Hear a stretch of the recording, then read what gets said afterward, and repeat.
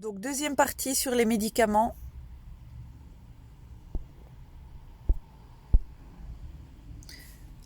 Alors, donc dans cette deuxième partie, je vais me concentrer sur l'aspirine. Et dans la troisième partie, le reste des médicaments. Le plus important, vous allez voir, on va beaucoup parler de l'aspirine.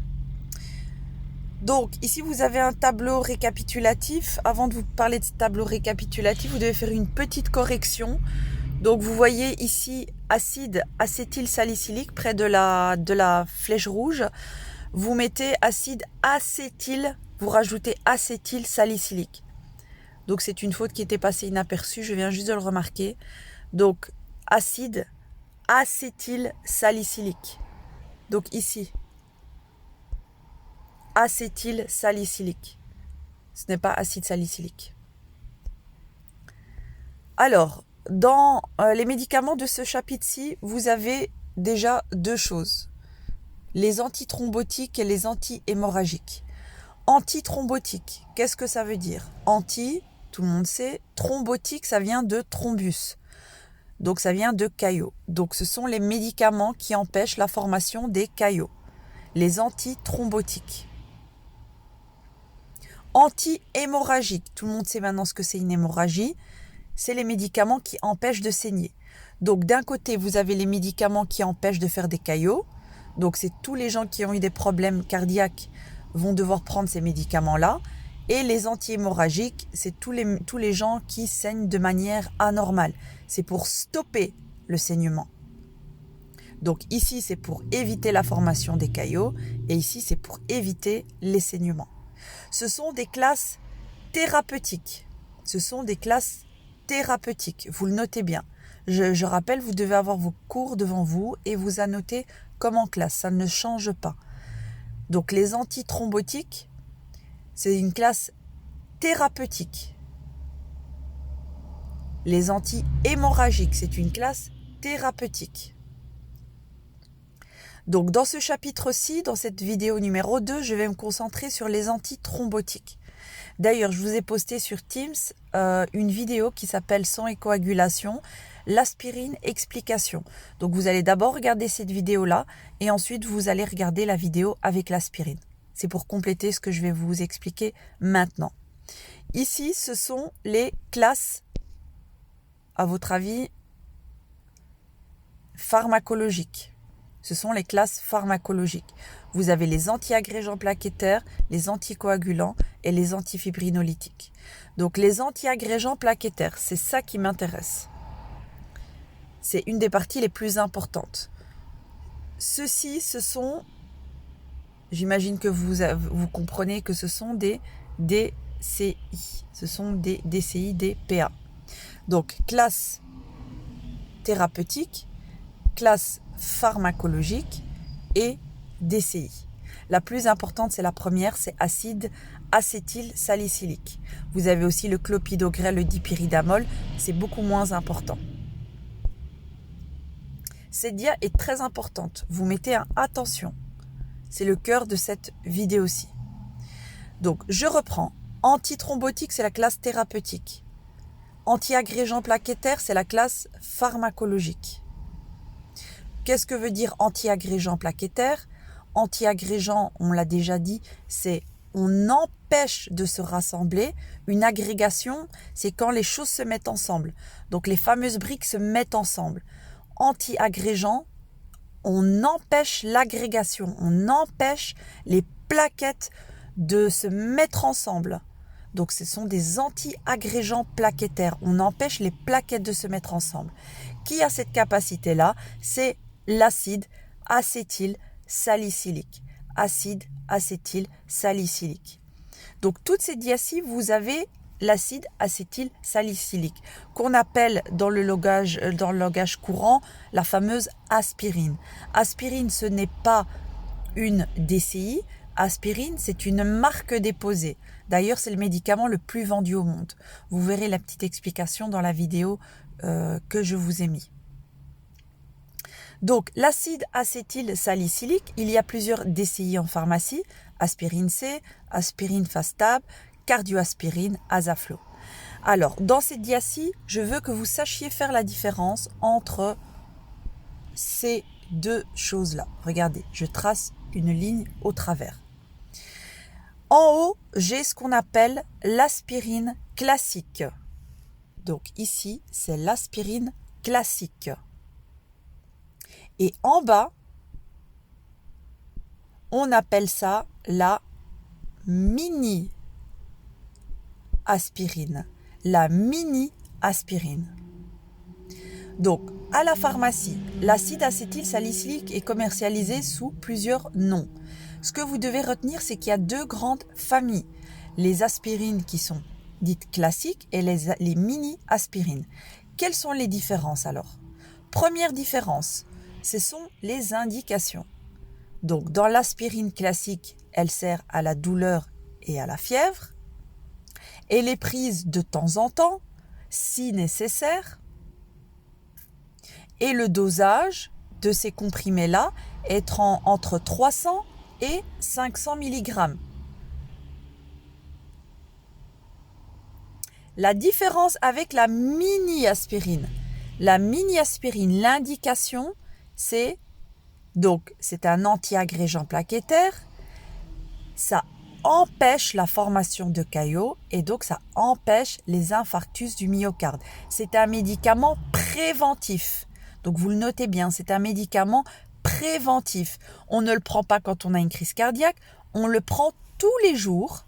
Donc vous notez bien, on le prend tous les jours, une fois par jour. D'ailleurs le soir, une fois par jour le soir, de manière préventive. De manière préventive. On peut le prendre toute sa vie. Donc généralement, quand les gens ont un risque de faire un infarct, le médecin va prescrire à son patient de la mini-aspirine à prendre tous les jours, une fois le soir. Soit Asaflo, soit cardioaspirine. Alors, qu'est-ce qu'on remarque? À part l'indication, on remarque que le dosage est plus faible, mais il sera suffisant. Donc le dosage est entre 80 et 160 mg. Donc si je vous dis j'ai de l'aspirine qui est dosée à 100 mg, directement vous allez me dire ah c'est une mini-aspirine. Pourquoi? Parce que c'est très loin du dosage entre 300 et 500.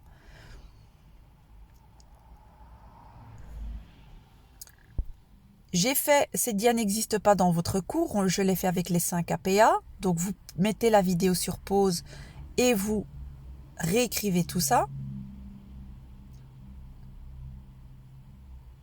Donc, on va comparer l'aspirine et la mini-aspirine. Donc, le point commun, c'est que la DCI est la même. C'est acide acétylsalicylique. Donc, d'ailleurs, l'abréviation, c'est AAS. Acide acétylsalicylique. Première différence, le dosage. L'aspirine classique est plus de 300 mg par comprimé. La mini-aspirine est toujours en dessous de 160 mg. L'indication est différente. L'aspirine classique, elle soigne la douleur et la fièvre et on la prend que si nécessaire. L'indication de la mini-aspirine, c'est prévention des infarctus du myocarde et donc pas la douleur. Troisième différence, l'aspirine classique, on la prend si nécessaire. C'est maximum 3 fois par jour parce que c'est très mauvais pour l'estomac. Je vais l'expliquer dans un instant. La mini-aspirine, je dois la prendre tous les jours en prévention, donc le soir, pendant toute sa vie, une fois que le médecin vous met dessus. Alors, avant de vous expliquer la troisième différence, je dois vous parler de l'effet indésirable de l'aspirine. Donc mettez dans un coin, effet indésirable. D'ailleurs, je l'ai mis dans la dia suivante, donc vous pouvez mettre la vidéo sur pause et rajouter ceci. Donc, ici, rien de nouveau, les indications, comme je vous ai dit, donc de l'aspirine classique, c'est douleur et fièvre. De la mini-aspirine, c'est prévention des infarctus du myocarde. L'effet indésirable, très important. Irritation de la muqueuse gastrique. Donc, c'est-à-dire qu'on risque, à force d'en prendre, des ulcères. Ici, je ne rentre pas dans les détails comment ça fonctionne, mais ça irrite l'estomac. Et donc, ça irrite, à force d'irriter l'estomac, ça peut finir par causer un ulcère. Donc, le fait de prendre tous les jours de l'aspirine fortement dosée, c'est dangereux. Alors, vous allez me dire, oui, mais madame, vous venez juste de me dire que la mini-aspirine, il fallait la prendre tous les jours. Exactement, je vous ai dit ça. Je vous ai dit, il faut la prendre tous les jours. Mais vous me dites, madame, en même temps, vous me dites que ça irrite la muqueuse et que ça va faire un ulcère si on en prend trop. Et tout à fait. Donc ici, ça a l'air d'être une contre-indication, mais on a trouvé une astuce. Comment faire pour prendre la mini-aspirine tous les jours, sachant qu'elle irrite l'estomac? Eh bien, on a trouvé une solution.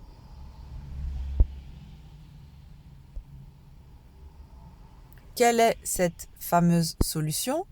Donc, on a créé un enrobage gastro-résistant. C'est quoi un enrobage gastro-résistant?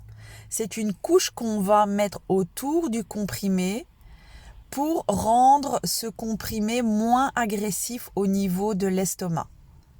Au lieu de s'ouvrir dans l'estomac et de provoquer des dégâts, cette couche va permettre au médicament de se dissoudre un peu plus loin et éviter d'être extrêmement agressif pour l'estomac. Donc du coup, cet enrobage gastro-résistant va permettre de prendre la mini-aspirine tous les jours. Et c'est pour ça que je vous explique maintenant la troisième différence. L'aspirine classique, elle est non enrobée, gastro-résistant.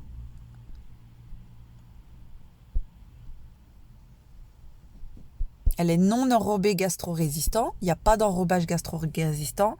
Par contre, ici, il y a un enrobage gastro-résistant autour de la mini-aspirine, ce qui fait qu'on peut la prendre tous les jours.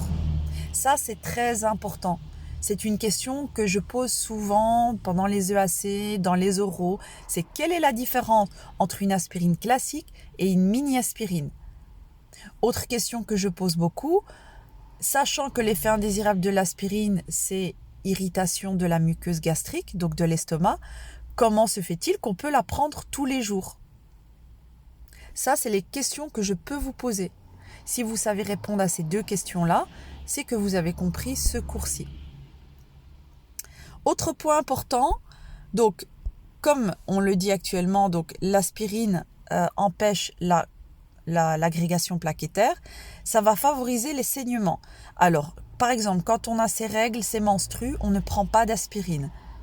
On ne prend jamais d'aspirine. On va prendre du paracétamol ou de l'ibuprofène, mais pas de l'aspirine, parce que ça va encore plus augmenter les saignements. Et ça va être encore plus compliqué. Aussi, si vous savez que votre patient va se faire opérer, on lui dit d'arrêter la mini-aspirine. Vous allez me dire, c'est dangereux, madame. Non, si on l'arrête quelques jours, ça ne va pas augmenter les risques d'infarctus. Il ne faut pas s'inquiéter.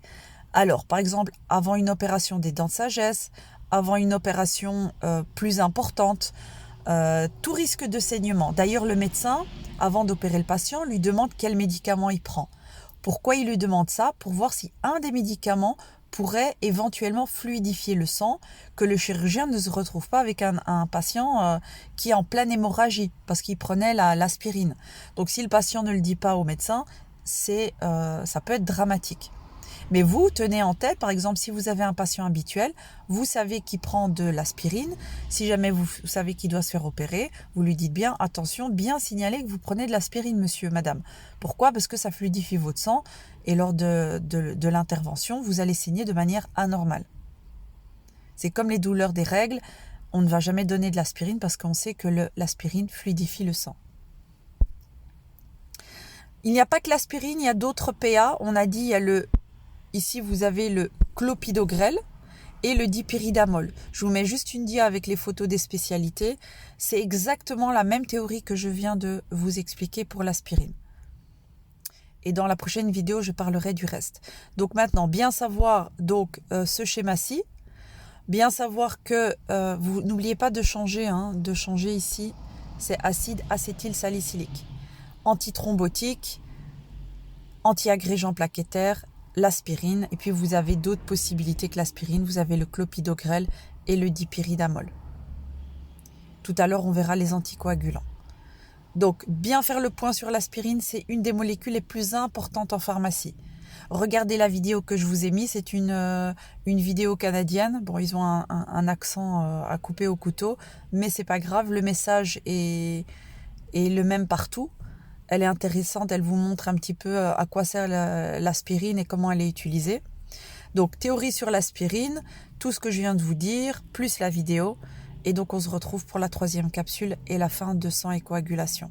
Je vous donnerai la liste des médicaments plus tard et je vous demanderai de faire le tableau et de me l'envoyer.